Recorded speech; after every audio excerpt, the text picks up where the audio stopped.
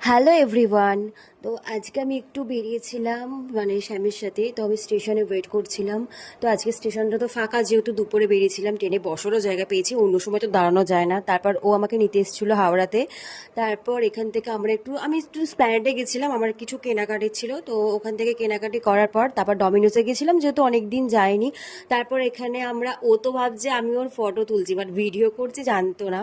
যাই হোক, তো অনেক দিন পর আমি ডমিনোজে এলাম, আর এখানেও অর্ডার করছিল pepper barbecue chicken, chicken onion আর স্টাফ গার্লিক ব্রেড।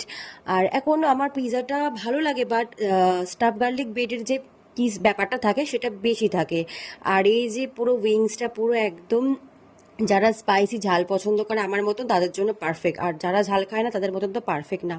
আর আজ আমার কত সৌভাগ্য যে আমাকে খাইয়ে দিচ্ছে, না অন্য সময়ও দেয়, বাট তাও খাবার সময় তো একটা কথাও বলে না, চুপচাপ থাকে। আমি একটুখানি খাবো আর ওকে যখন দেবো পুরোটাই খেয়ে নেয়, এরকম তো হয়, যাই হোক না কেন। তো এই যে, ও তো খাবার সময় কোনো কথাই বলবে না, মানে একটা কথাও বলবে না।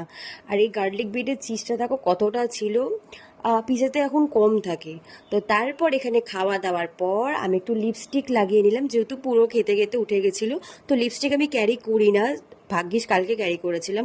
তো তারপরও আমাকে হাওড়া ড্রপ করে দিল, দেন আমি বাড়ি চলে এসেছি। টাটা বাই, দেখা হচ্ছে নেক্সট ব্লগ।